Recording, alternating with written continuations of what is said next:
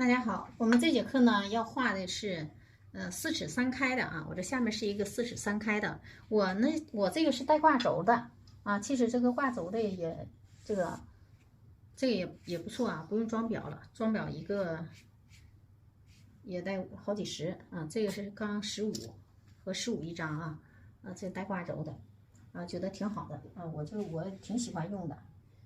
大家可以不用非得学我啊，因为咱们是学习阶段，大家可以选择这个4尺3开的纸啊，4尺3开的特制纸，画出效果会好一些。如果你是练习呢，你就用这个纸去画就行了。好，咱们先说一下，咱们这节课先画什么啊？我们先画鸳鸯，我们画的是鸳鸯和牡丹。那么我们在哪里画鸳鸯啊？这个再跟大家说一下。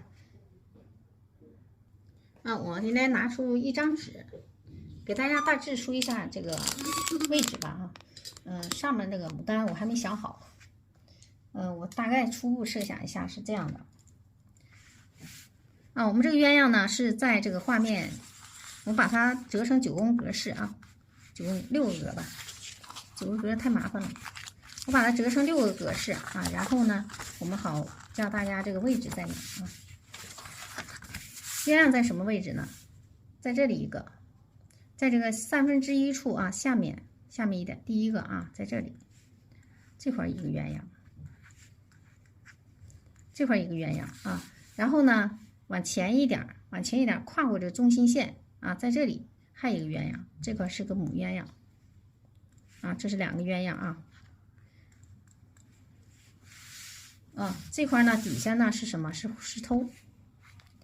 表示这块是水塘啊，这里是水塘，这块是石头。那么牡丹画在哪呢？我们牡丹画在它的上方，跟它是个斜对角啊。那么主花呢就画在这个1/3处这个位置，这是主花啊。然后这面再一个花头。好，那这里呢形成一个品字形啊，在这里一个小花头，或者是一个花苞都可以啊。那我们在这外边伸出去一个，伸出去。在它的这个上方过来啊，在这里是一个花头，这花头让它是冲下的也行。再说啊，要不它显得空啊。然后呢，枝干呢是怎么出呢？这块的一个是啊，这里一个是，这块有叶子。如果枝干直接过去就太愣了啊。所以这块呢也有叶子，这块也有叶子啊。那么这块肯定也要有叶子，这里呢都有叶子。具体一会儿呢再看啊，有的时候我们计划的挺好啊，画一画可能就是根据画面呢，我们就会做一些改动啊，不一定非得按照这块有个散的关系，让它跟这个鸳鸯别离得太远，别成2幅画啊，这个感觉。好，大致是这样的啊，我们这个整体构图大致是这样的啊。如果提款呢，我们可以提在这个左上方这个位置，这个位置提款啊。这个位置提款就是把这个空间留出来，我们这个空间呢，可以呢这块有点叶子探出来啊，让它有个参差错落，大致就是这样。那么咱们鸳鸯的位置，在这下面这个位置，我们先找到鸳鸯的位置啊，我们先画鸳鸯。好，先画第一个这个鸳鸯啊，咱们为了大家看清楚呢，咱们把这个鸳鸯呢像特写一样，我们给它拉近啊。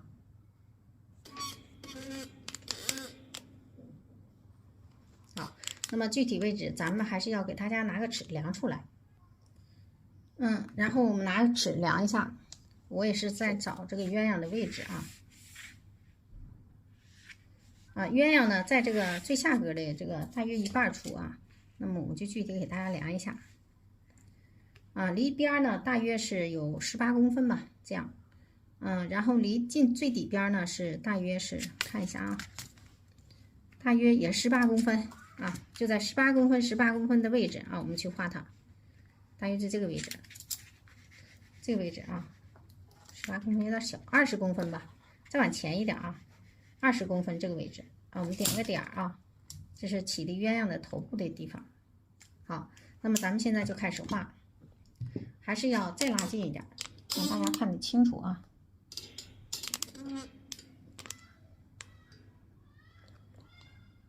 在这里。我把这个点要找到。我们稍微近一些，好，然后我们用一个小笔啊调浓墨，调一点浓墨，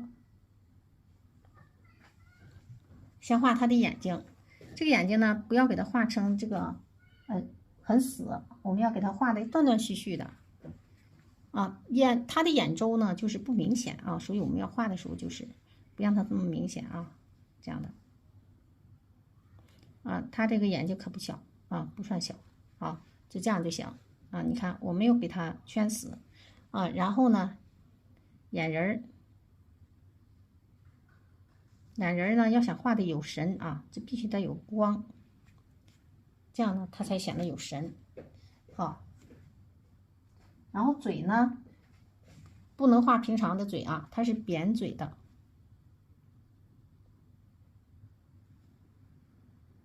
啊，前面是弧形圆的啊，前面是圆一点的，然后往上去，这样的。咱们平常画的嘴呢，是不是都是一个直的啊？是这样弧形啊，这个呢弧形要反的，跟它这个有点不一样啊，跟以前的有点不一样。好，然后咱们再来啊，这样就行了啊。然后我们画上面部分，上面部分呢就是头部啊，它头部是鼓起来的，我们一定要把这个头给它鼓起来，它才好看啊。这个头部呢怎么画呢？拿一个大一点的笔啊，这是换笔啊，这回这个是用赭石，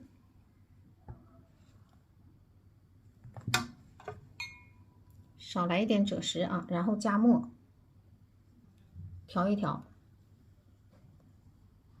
再来一点墨，调一调。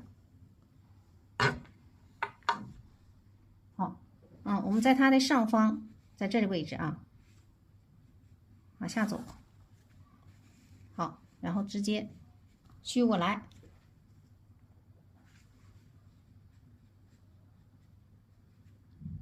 这样就行啊。然后笔里再来一点，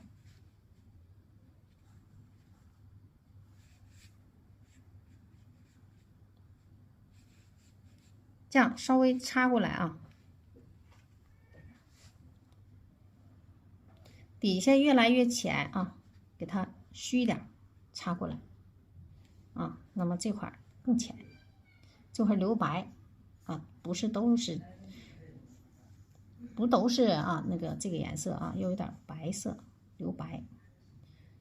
这块就直接顺着这个颜色啊，你看越来越浅，你就顺着它就过来就行。然后我们直接用这个颜色蘸点墨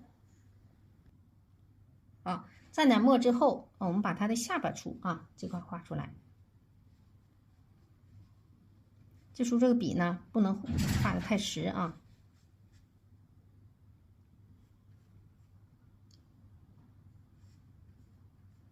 好，这底下呢有几个白道子啊，黑道子，黑白相间的道子啊，我们给它这样画出来，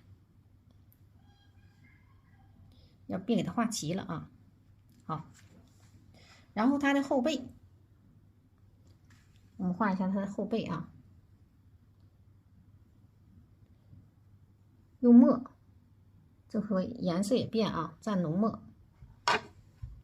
后背在哪呢？在这里，在它这个脖颈后面啊，蘸浓墨。好，往这边插两下，跟它过渡自然一点。然后画它的银杏羽啊，什么叫银杏？跟银杏叶子它的那个羽毛啊，用什么画呢？用鹅黄，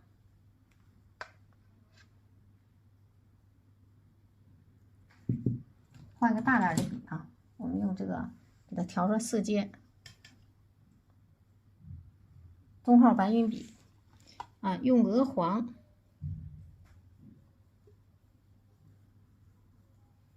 然后呢，笔尖蘸一点赭石，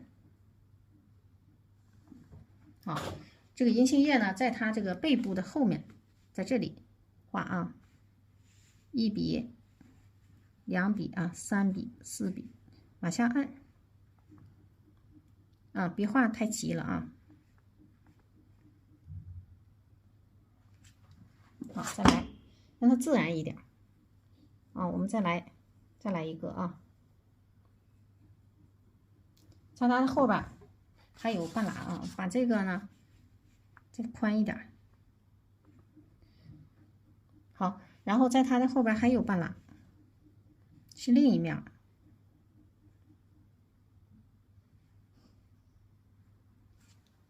行了，里面应该虚一点啊，后边给它吸点水，这上去。好，然后底下呢有飞羽，我们把飞羽给它画出来。飞羽呢，我们直接还用这个笔。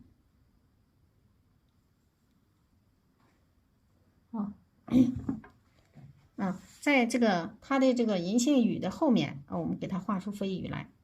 飞羽跟那个什么是一样的啊，这个笔法是一样的，跟普通的这个有点一样。好，另一侧这个往前走，越来越长啊，这个。然后呢，它有尾巴，尾巴是短的，别给画长了啊，画长就不行了。这个尾巴呢，也是给它画成个短弧形。注意啊，尾巴就是尾巴，你别给它画的这个跟它是一体了啊。好，这块给它虚过来啊。那么这块也要有点结构，飞羽啊过来的。好，这都虚过来。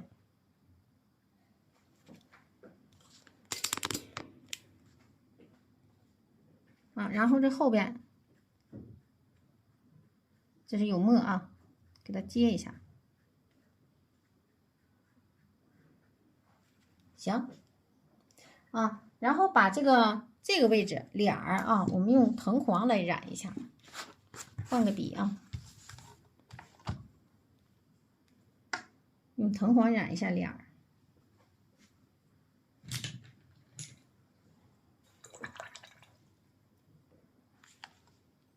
好，这是藤黄。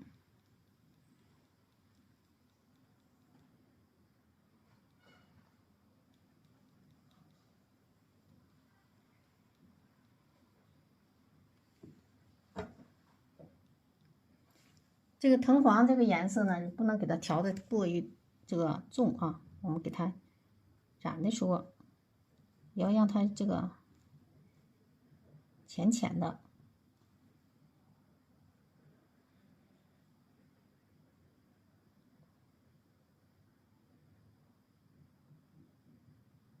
好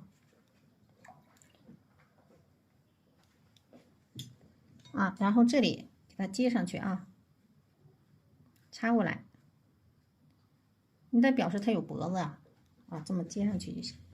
这都给它这样插过去，让它衔接自然一点。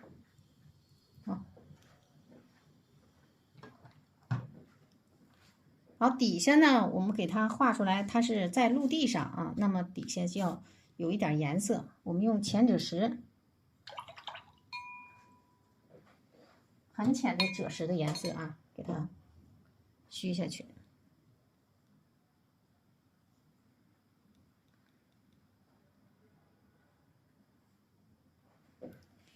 在哪里呢？在这儿，在它的后边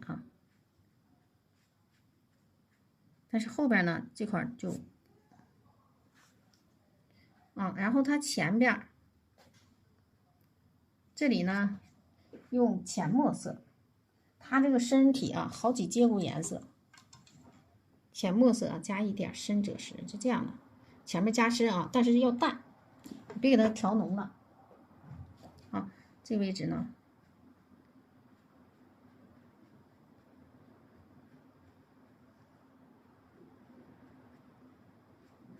让它衔接自然。这身上也有点斑纹我们给它这样出两下。你看这个公鸳鸯就出来了这块有个大腿儿，下来一点好。然后呢，我们画出它的这个爪子。爪子我们先用这个赭石加浓墨，深颜色啊，画出它的这个爪子，然后再画鸭蹼，鸭蹼是浅色的。再来点啊。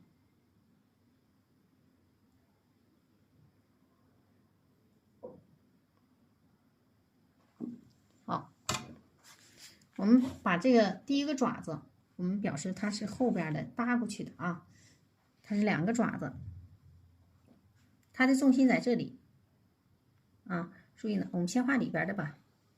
这个一个爪子呢是落地的，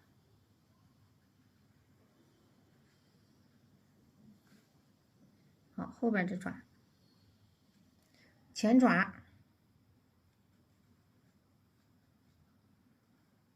这也是一样的。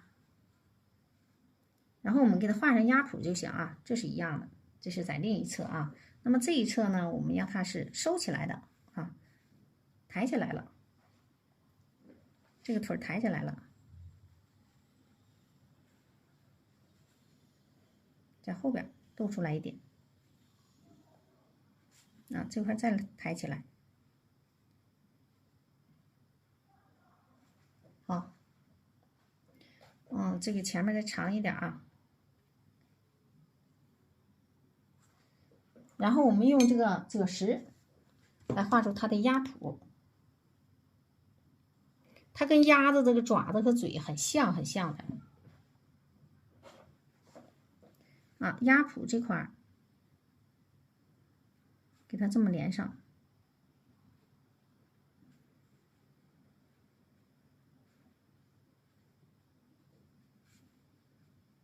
好，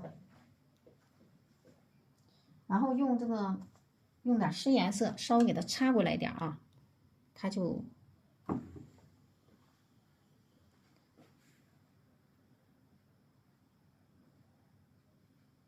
衔接就自然了。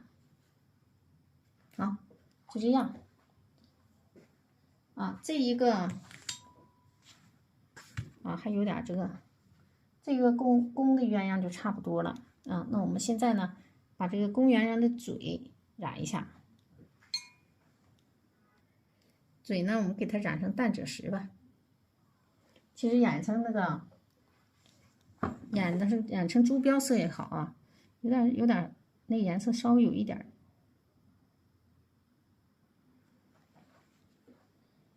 有点太艳啊。我们这里呢，给它来点金，用这个墨色啊，加一点赭石。这个太粗了啊，换一个笔吧。就懒得换笔，老师那也不行啊。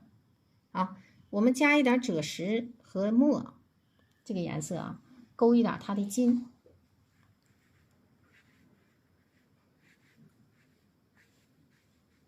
这是为了显示它有结构啊。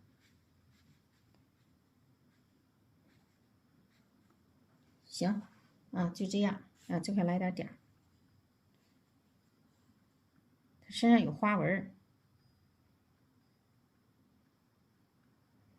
点出来点就行啊，大概意思到了就可以了。好，我们来画下一个啊，这是一个鸳鸯，我们再画这个母鸳鸯。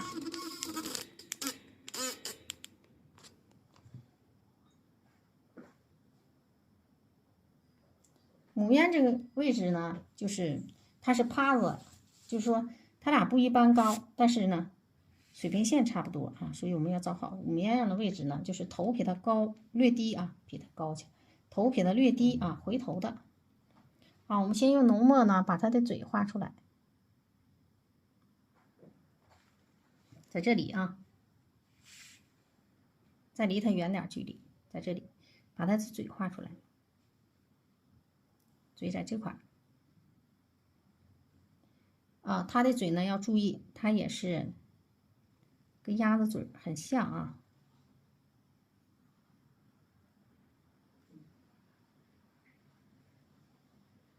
这个鼻孔忘点了，点一下鼻孔。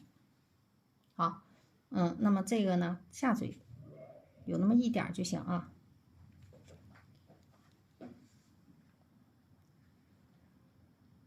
上去，然后它的眼睛在它的上方，在这里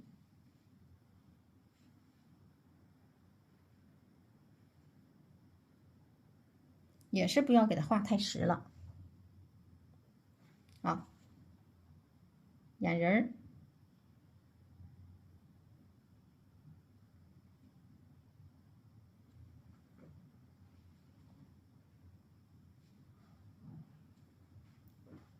好，行了。然后呢，我们把它的这个嘴往后点啊，然后我们把它的脑门画一下。脑门呢，我们继续啊，换个笔，就是还是用这个墨啊，加上紫石加墨啊，调一下。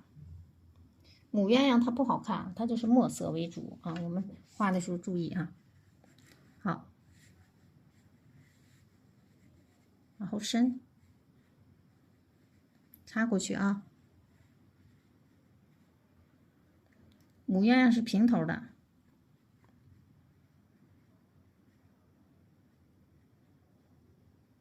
把这嘴挤出来。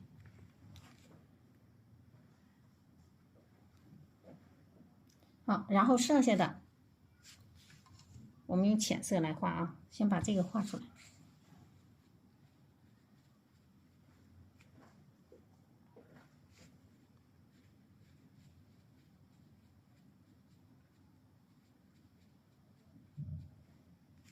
好，这块画出来之后，剩下的我们就用一点墨啊，用干笔啊，用一点墨色，把它的这个头部给它挤出来。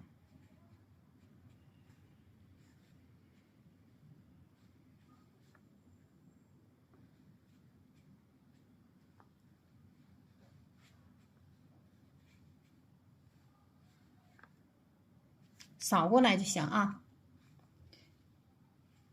这个外轮廓给它挤出来，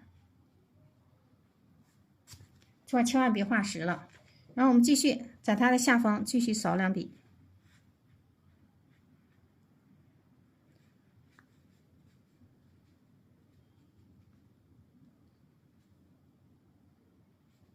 好，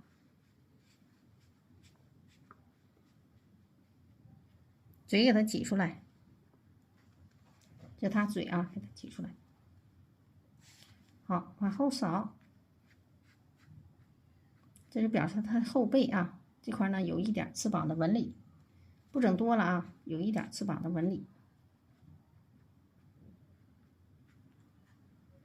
好了，这个插过去就行。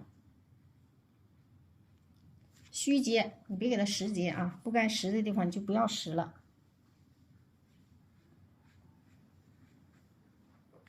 好，然后呢，我们换一个笔，稍微大一点的笔吧。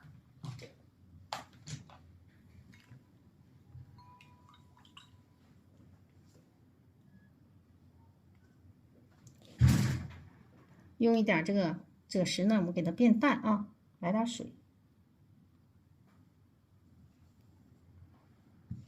跟这个颜色类似。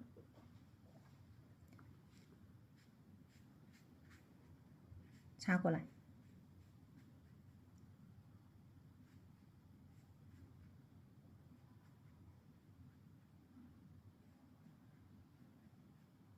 好，扫过去一点啊，底下别给它画齐了。这个鸳鸯就出来了啊，它俩的神态挺有意思哈。然后我们再画它爪子，爪子它的好画，露出爪尖就行。那我们把它的这个花斑啊，它这个母鸳鸯身上有花斑，我们给它点染一下。点染这个花斑怎么点染呢？用墨啊，来一点这个赭石，注意控水啊，要阴了。说这个颜色让它浓一点。好，那我们点一下它身上这个花斑。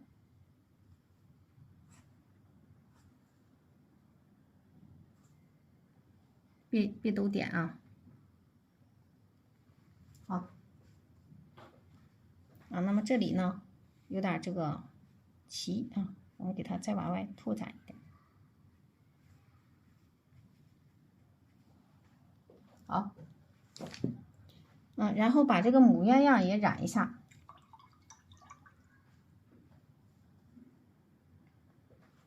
母鸳鸯呢，我们也给它染成这个淡的赭石啊，一定要淡，调一调，好，调淡一点。把这个嘴呢给它染一下，就是让它嘴呢突出，明显的能看出来嘴啊。眼睛就不染了，眼睛就留住啊，就这样的，因为它别的地方都染色了，那眼睛就挺突出了，是吧？还染它干嘛？那没那必要。这时候呢，我们先把这个爪子画一下，爪子呢就好画一些，因为它光露个爪尖儿。好，笔里来点这个墨啊，把赭石和墨给它调在一起。这个呢是趴子的。爪尖在这儿呢，你看你露出这么一点爪尖啊，就能看出来它的这个它的形态啊。那么这个呢更是我们看不着，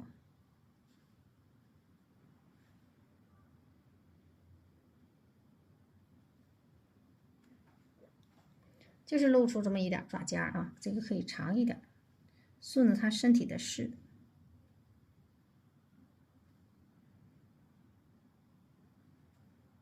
好，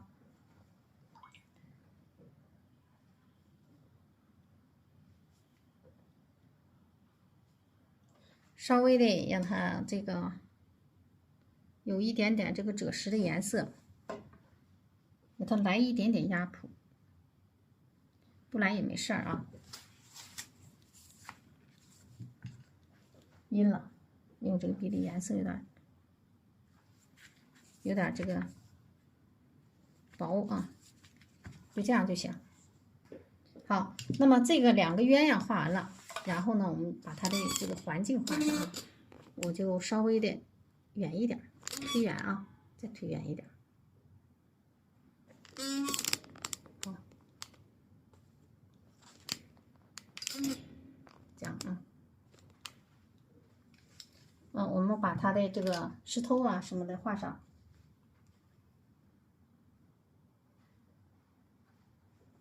好，它是在水塘，那么你就得把它石头边给它画上，蘸一点浓墨，笔尖蘸一点浓墨，但不要给它蘸匀，跟画这个树似的。也就是说，我们不给它画齐了，石头的边缘根本就不可能齐啊，所以要画出这个变化来啊。能看全吧？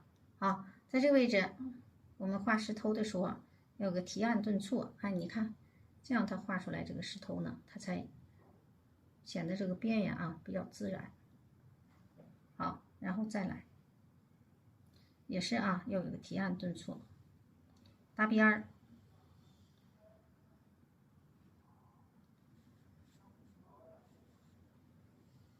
好，就这样。我们在这个位置插染几下。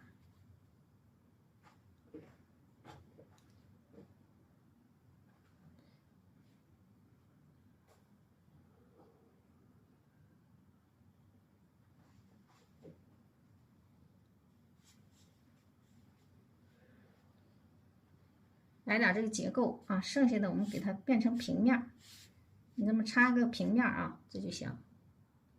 后边这个石头呢，我们看不着边缘，你可以往外延伸，就这样啊，往外延伸。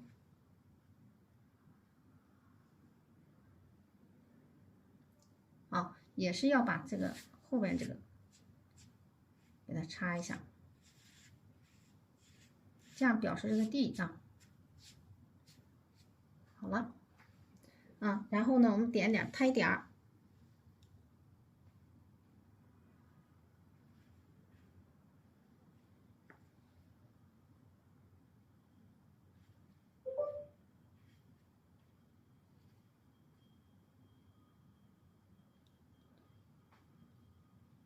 画几个小青苔什么的。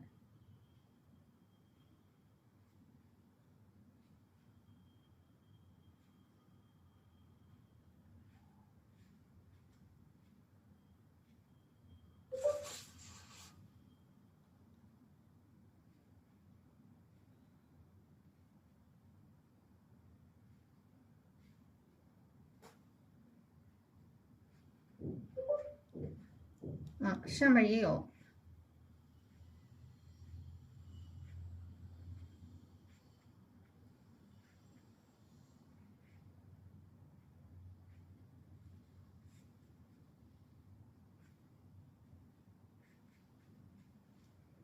你用墨色，你就大概这么来几下子就行，不用搞得那么具体啊。然后我们用这个花青的颜色滴点水点表示是水塘嘛。挤一点花青，浅一点的花青啊。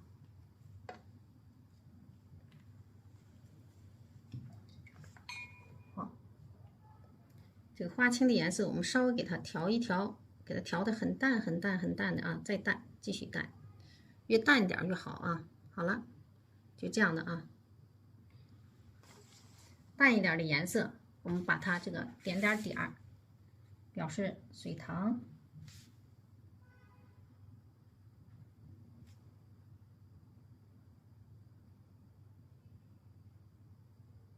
好，上面呢，我们用墨色也来点几个点儿，表示这个。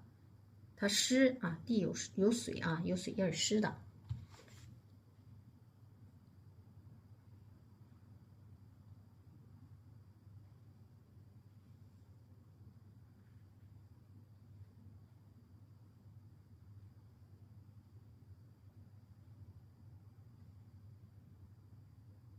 行就是这样的话，它就显得这个有点这个情调，是吧？然后再来。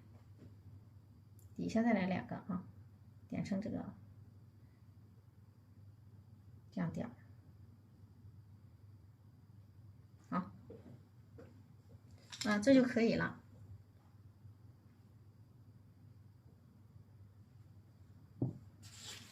然后我们上方呢就画牡丹。这个牡丹呢，我们先把这个花头主花头画在左上方这个位置咱们这个牡丹的颜色呢，我想想画红色的有点太艳了，这个鸟的颜色就挺艳的，你要画红的是不是有点太艳那我们还是画紫的吧。紫色的这回我们用调和色。好，我们用这个玫瑰红和群青来调这个紫色。玫瑰红呢多一点，群青呢得很少，给它变成粉紫色群青呢很少，来有那么一点就行也就是说玫瑰红和群青大约是5:1，甚至6:1。我们先调一下，看看这个颜色。用牙签呢给它调匀。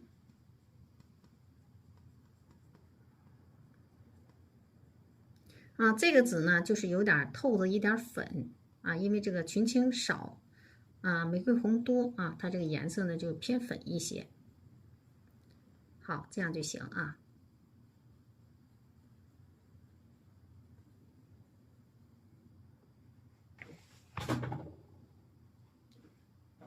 然后呢，我们再把这个紫色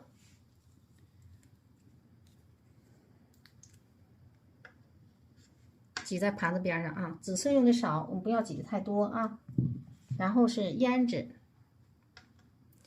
再来一点花青，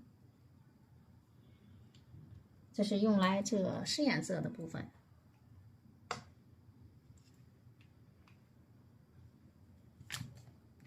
好，然后我们用一个花头笔。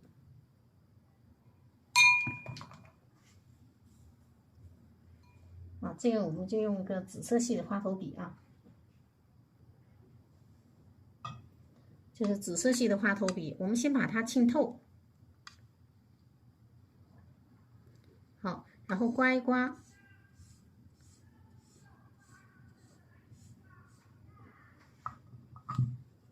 刮的干一点，我们蘸一下上节课用的颜色就是这个调的底色，我们就用它再刮一刮。我们先画一个浅色部分，浅色的好，笔肚的下面我们调一点这个紫色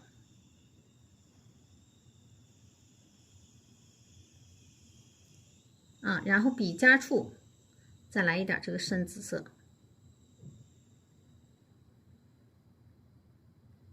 好，行了，我们这个呢画一个二乔吧。其实我们这个二乔呢，就是两个颜色，你就给它画成两个颜色就行啊。目的呢就是，其实二乔只是一个说辞啊，也就是说我们不按照自然规律啊。其实二乔只有粉红色的牡丹才有二乔。那我们这么画呢，就是为了增加这个它颜色变化的色彩啊。我们在这个上方，在这个位置，这位置呢离上面是1拃啊，边上也是大约不到1拃。好，再往左面点，半拃多一点哈。在这个位置画一个主花。好，这个颜色呢就是粉粉嫩嫩的这个感觉啊，我们稍微的调近一点，大家看得清楚。有点干，笔根处再吸点这个颜色的水啊，稍微有点干，我们就来一点这个水分啊，然后呢，笔尖处来一点这个紫色。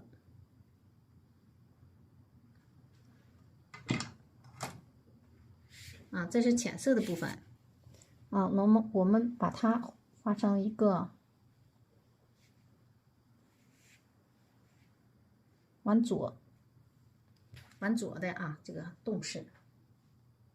好，再来，在它的下方这样上去一笔吧。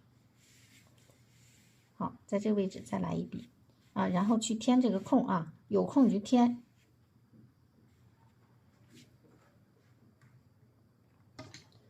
这个颜色呢，在画的时候一定要快一点，因为我现在笔里水分很大如果你画慢了呢，就阴的不像样了，所以我们就尽量避免让它阴。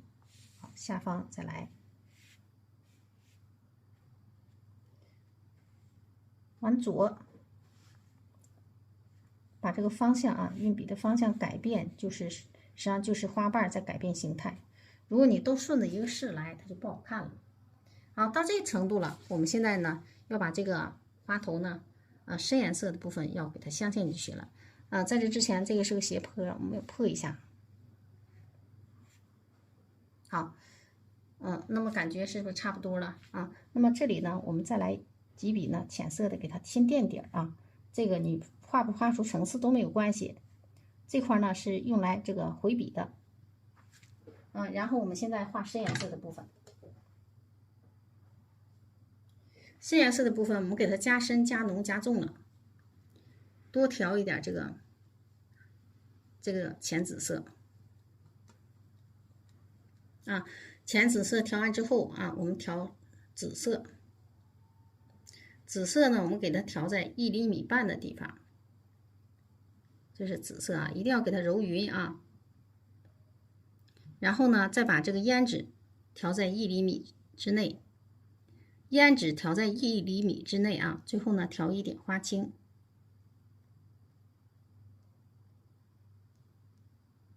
好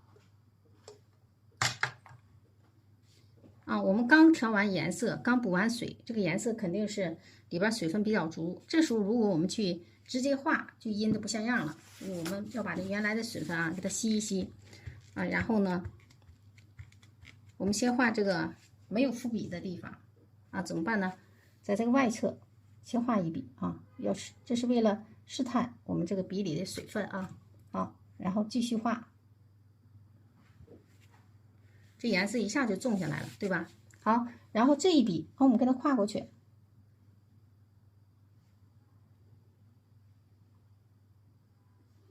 这个伏笔的地方有浅色打底它就比较爱出层次。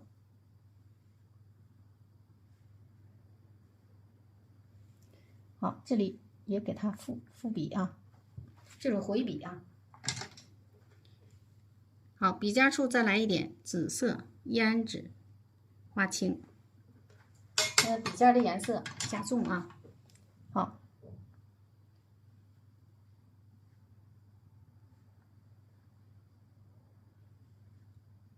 把花青切出来。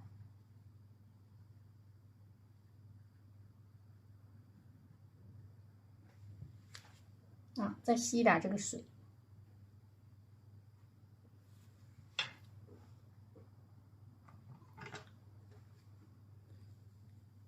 们再来一点深颜色的花瓣。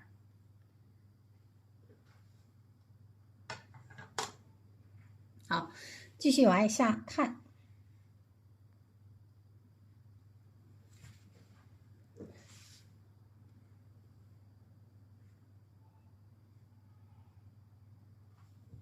它们之间得衔接呀，哎，这个感觉就差不多了。然后我们再看一下哪里还需要啊？这块都是浅色的，是不是？我们略微的镶嵌一下，在这里，这儿吧，啊，给它过渡一下。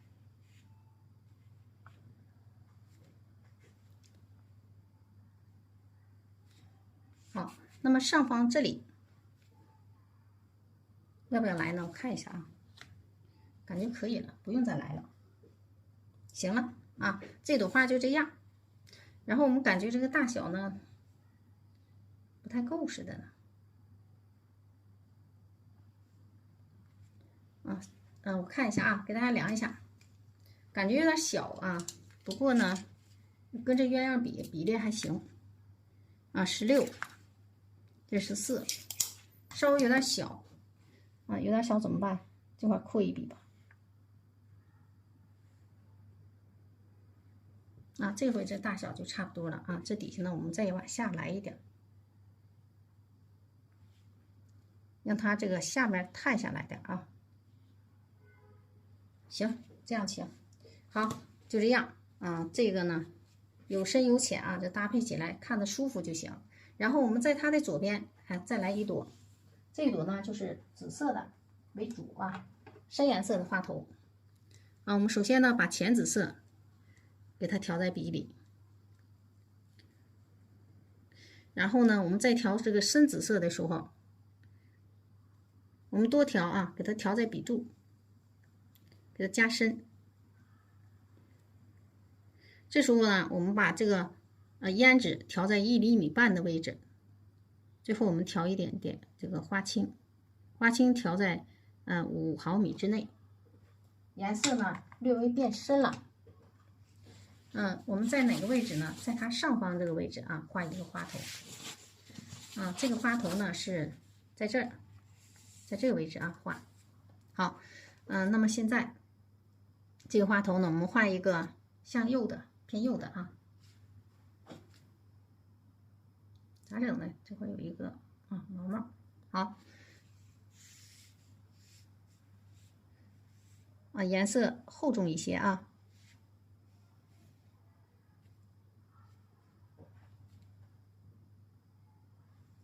笔尖处再来一点胭脂和花青，一定要时刻保持笔尖处是重的。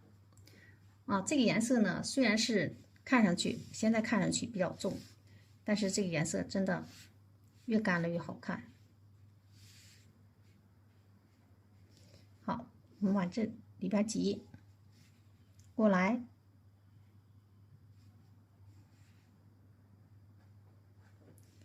给它合上口啊。你不管怎么画，你出来层次就赢了。笔尖处再来一点。再来一点胭脂和花青，我们把这一笔呢给它窝下来，让它上它后边去啊，不让它形成一个大花瓣。这一笔变成2笔啊，把它俩错过来。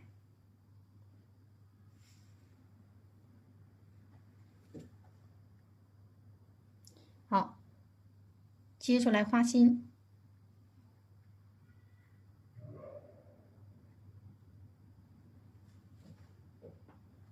然后这块是个斜坡啊，我们给它这笔我扬上去。笔肚吸水，笔肚吸水，它就瞬间变浅了。变浅了之后呢，我们拿个破纸吸一吸啊，然后笔尖处来一点胭脂和花青，行，让它浅一点。我们在这个位置，外边再来2个花瓣。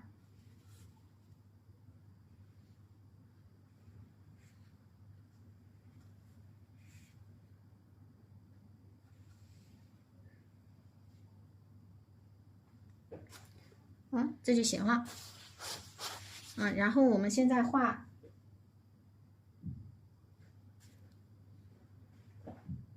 啊，把这个滑动一笔啊。然后我们现在画呢，这块啊，这块有一个啊，这个花瓣画，这个画什么样的呢？往里去啊，画个小的花头吧。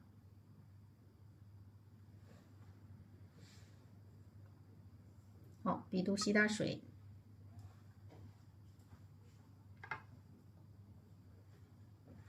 啊，介于它俩之间笔尖处来一点这个紫色，深紫、浅紫啊。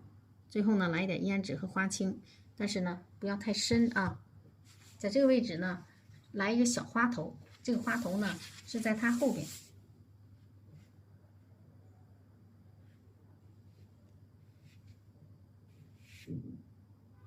甚至可以说啊，它就像一个花苞一样，不大，不要探出去啊。好，过来，在这里边过来一笔。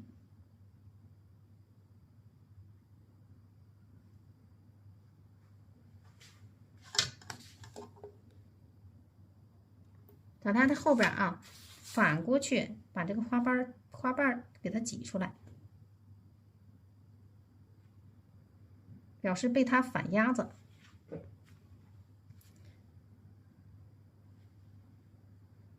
好，这就这么大，别再往外扩了，把花心切出来。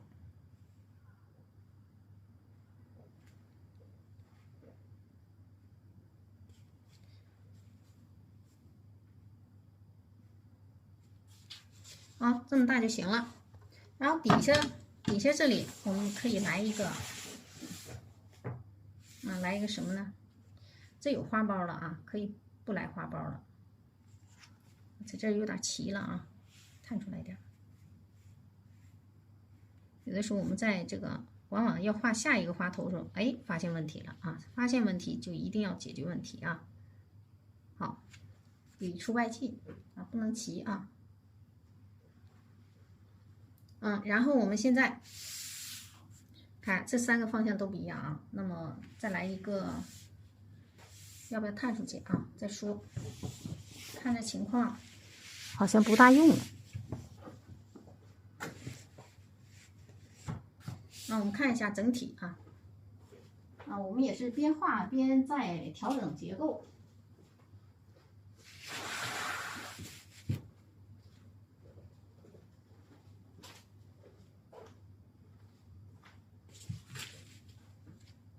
看一下，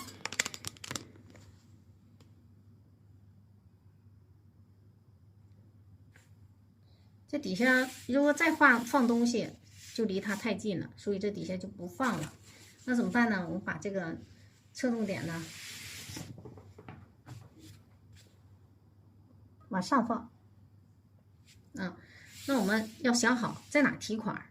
如果在这儿提呢，是在这个它的后边啊挡上了，我们就把这个提款落在这里啊。那我们就可以呢在这里啊放一个背向我们的。好，笔肚吸水啊，让它颜色变薄。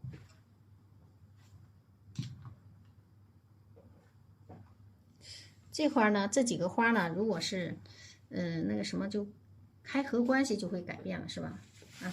行，我们现在在这上面调整一下啊，不画了，别的我不画了，我们在这上面调整一下。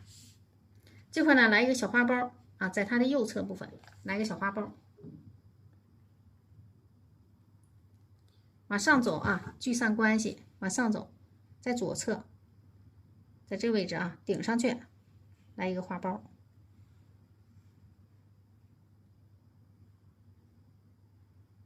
好，这地方来一个花苞，然后呢，我们在它的下方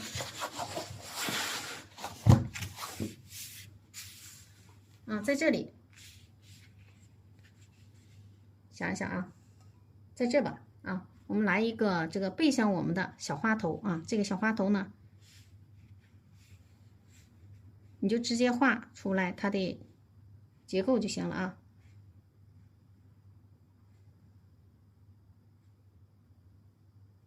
它俩挨上一起了就本来这块我不想画东西了。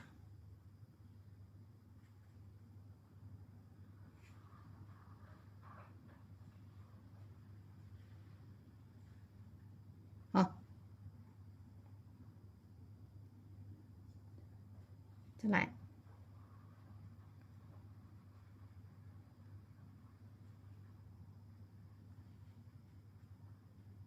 好，就这样啊。那么这块呢，我们就用叶子给它遮挡住啊。然后现在把这个花心点一下，这个就不点了，因为这个没有。然后我们把这里它的花瓣稍微挤出来，这里啊，给它来一点深颜色，让它有这个结构就行了。你能看出来它是2个花头即可啊，不用过多的去在意它怎么样啊。然后我们点蕊。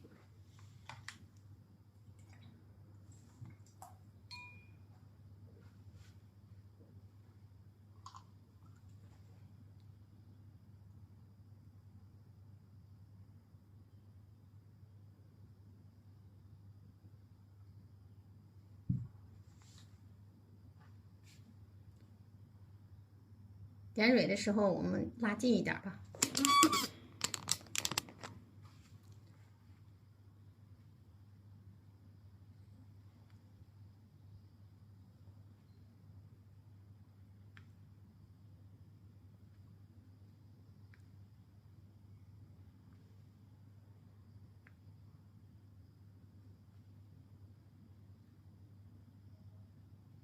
好。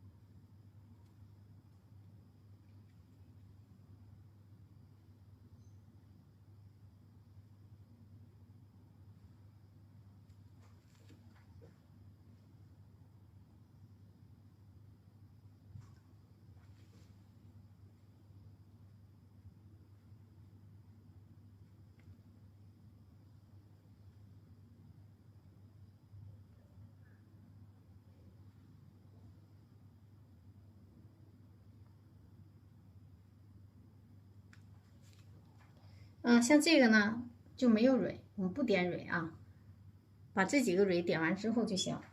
然后这个我们可以用珠标来点刺蕊。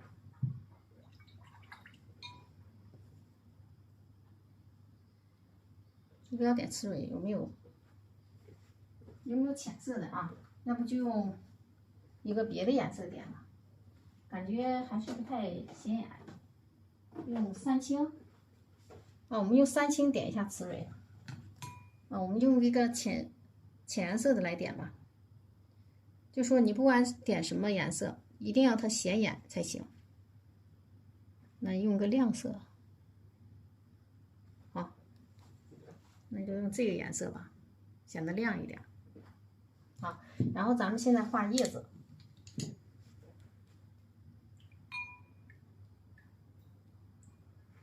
我们调叶子的颜色呢，上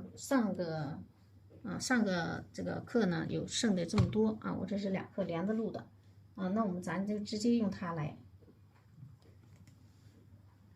一点这个3绿，缺什么我们补什么就行了。还有花青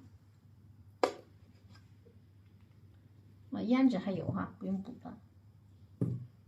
藤黄也有，行，我们先这么调啊，再挤点藤黄，藤黄好像不大够。再来一点藤黄。好，我们把这个胭脂、花青、藤黄先给它调在一起。藤黄，好。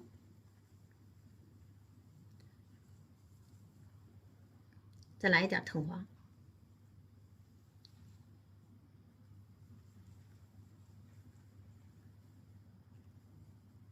调完藤黄之后啊，这个颜色呢就是绿里边有一点紫，实际上呢它就是有点像这个橄榄绿的颜色。然后呢，我们把这个笔根处，笔根到笔肚啊调上3绿，转动一下，再来点啊。最后笔尖处我们来胭脂。好，那么我们现在呢来看一下这是什么颜色啊？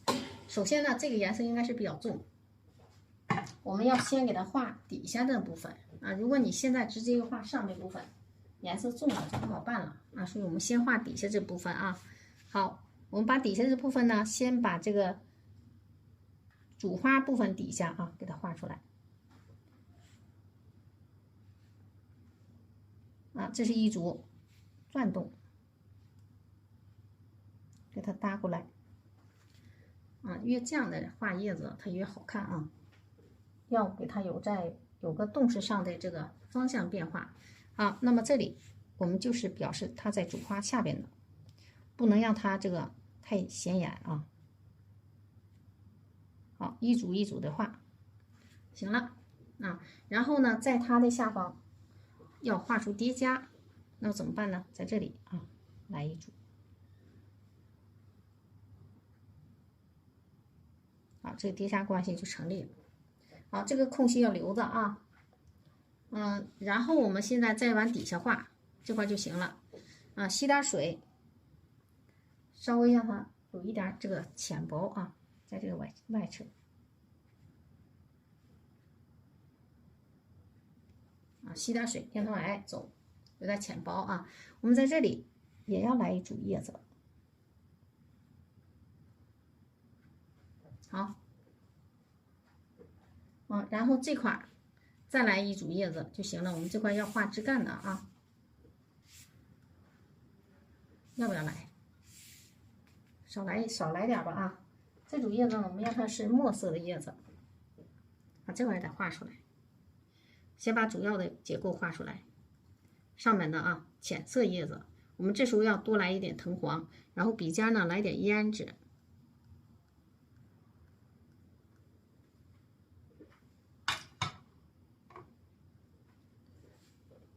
好，这个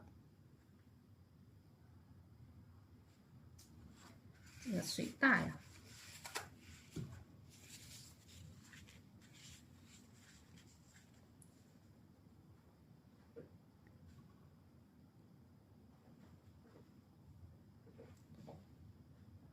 给它画出这个花蒂部分啊。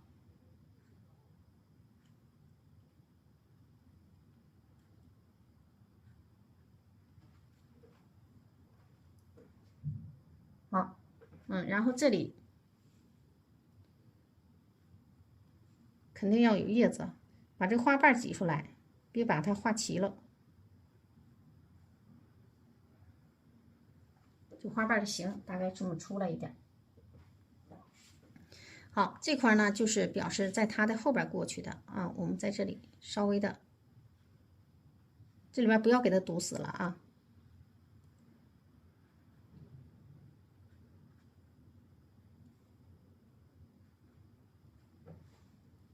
那么这块也要有这个枝，给它连上。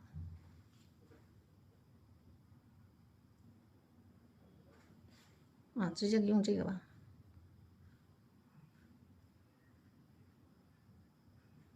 好，来个小枝啊。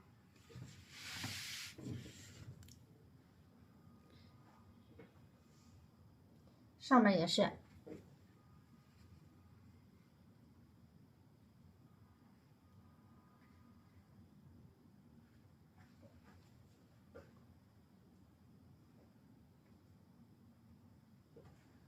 我们在这里别在中心出枝啊。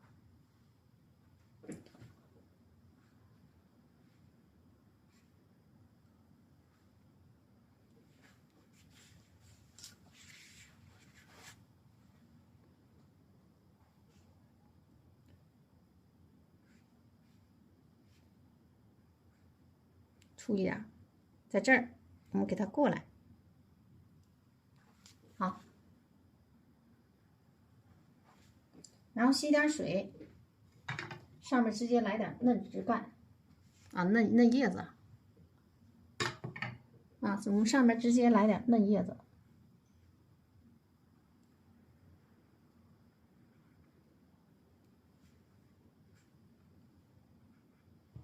好，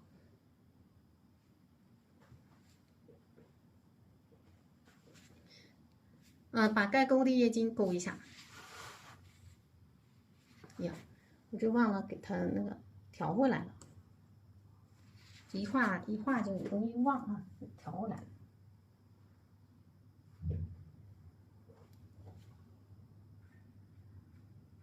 幸亏这个跑出画面的外的不多。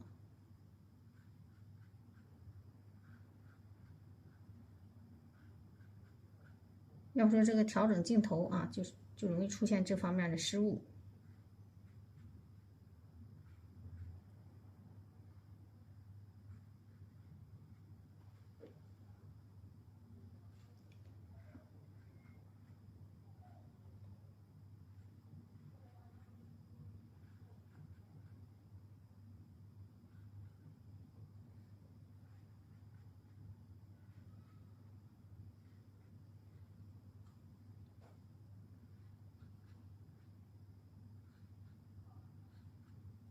好，就行了。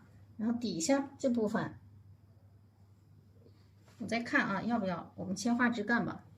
啊，因为这个是从侧面出的，如果你现在把它都画的特别满啊，就不好了。那现在先画枝干啊，画底下的，然后再看这个势再说。在这里啊，左边画枝干。这枝干呢，不要画的太重了啊，我们只需要来点这个墨啊，来点这个墨。这时候笔呢，笔里边不要有太多的叶子颜色，我们让它轻薄，然后把这个笔呢给它变成这样的叉啊，然后笔尖处蘸一点墨，好揉一下，可以了。啊，这枝干呢，我们在这个位置画，去找它。找这个主花啊，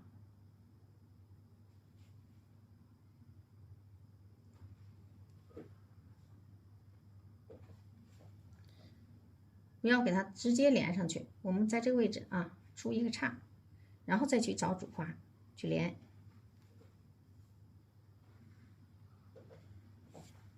好，那么下方向再来一个枝。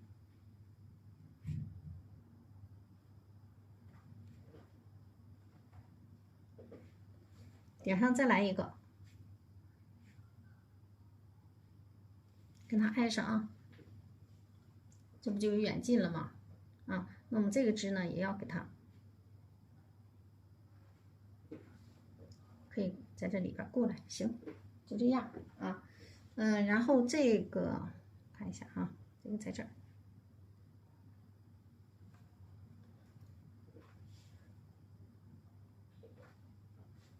啊，我们在这里还是要有枝出来啊，找这个，也就是说这一个大的枝干啊，发出两个大叉。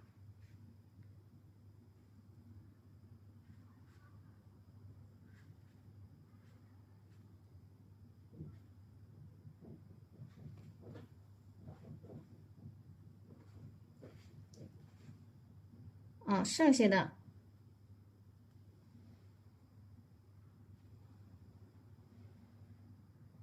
感觉有点不够粗啊，我们可以给它添点。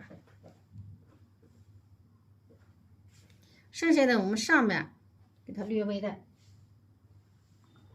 浅一点啊，来点胭脂就行了，不用给它画成红色的啊。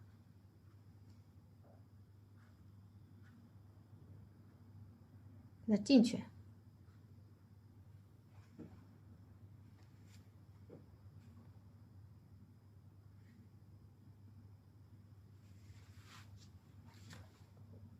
好，然后这里出来一个小枝，有一点线啊，让它这个在底下上面都有点线，我们觉得这样也行啊。叶子就没那么多了。然后呢，我们在这里来点这个淡叶子，在它的枝后边啊，现在伸出来淡叶子，直接在这画。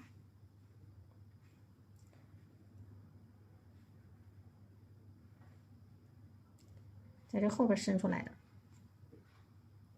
然后这底下看一下，这块要有啊。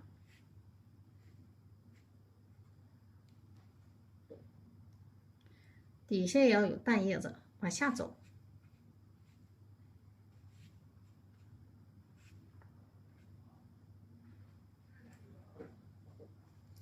在这旁边也来组淡叶子。这是为了表示画外有画啊。我觉得这样还行。好。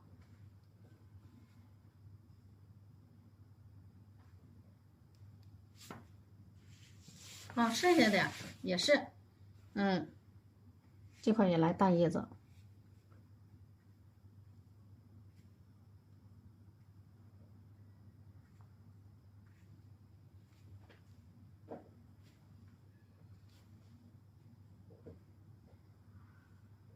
基本上就可以了。淡叶子太多了会显得画面烂，这块稍微添点重叶子，但是不要太重啊，我们稍微来一点。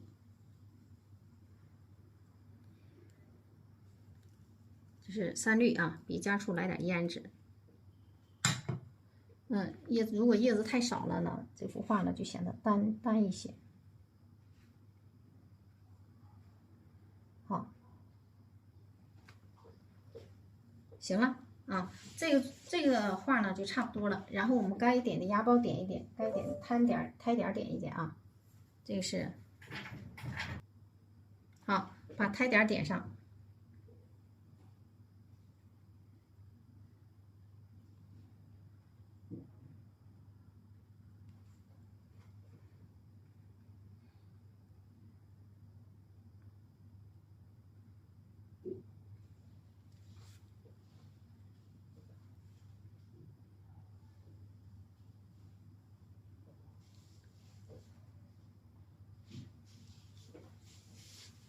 这就行了，剩下的我们把这个芽苞点一点。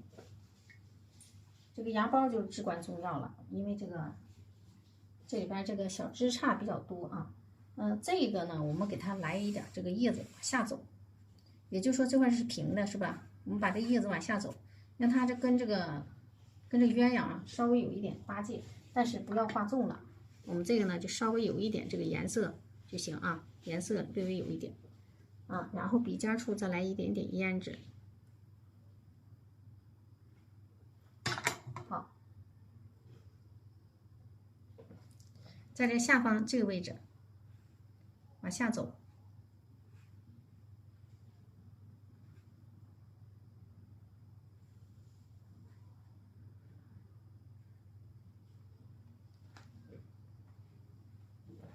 行了。这样它就不显得这地方太平。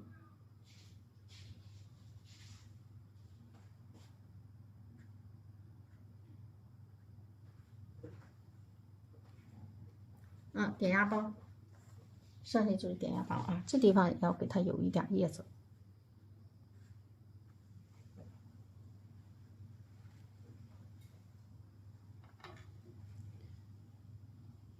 笔尖处来点藤黄。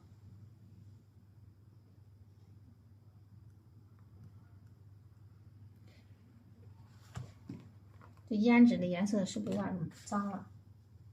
也还行，我们来点这个胭脂啊，在笔尖处。好，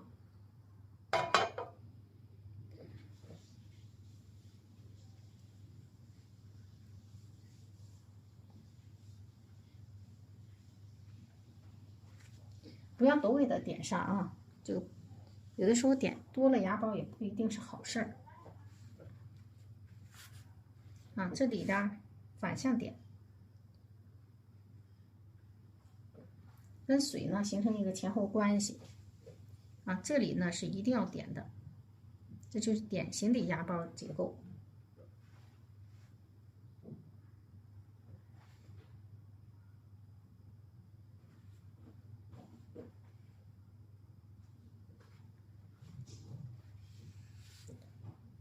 底下再来点，芽苞也是要有聚散，它们有点平是吧？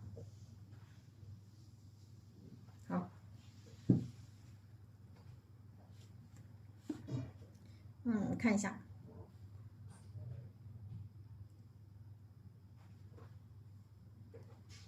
啊，这幅作品呢就差不多了。啊，往上拽一拽啊，咱们看一下整体。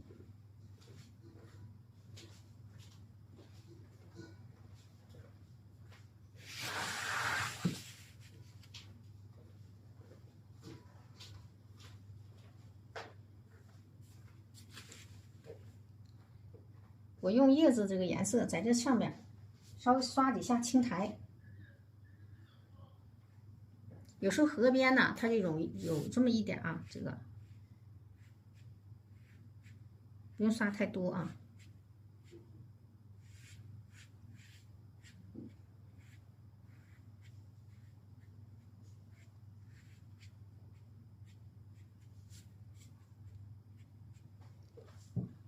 类似于它有点这个植被这个感觉啊。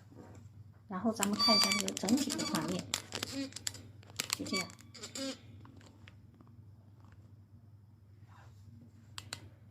稍微有一点这个石头呢，还是有点这个太浅了啊。再来一点这个赭石，赭石加墨，我们再来几道子。也就是说这个石头有点亮，太亮了。但这个赭石呢，我们在扫的时候要注意啊，跟这个绿色有一个融合啊。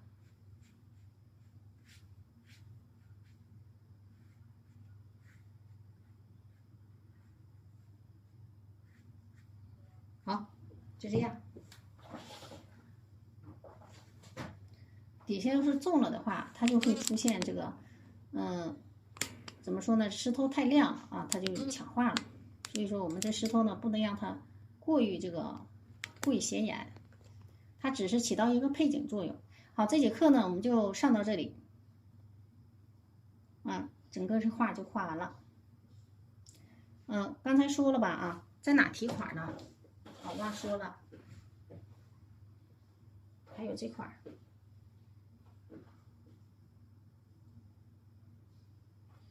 感觉这里呢是齐的，我们让它撞一点边儿。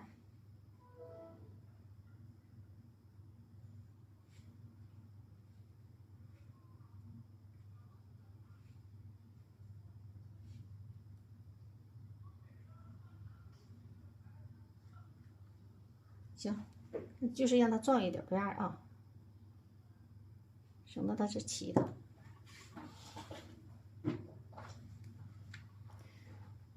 然后我们在这个左面，在这个位置啊提款，在这一道啊就行了，在这提，这边一定要留住，给它留住啊，要比它低，不能比它高，在这儿，一排提字，一排落款就行了啊。然后落款底下盖章。好，这节课我们就上到这里。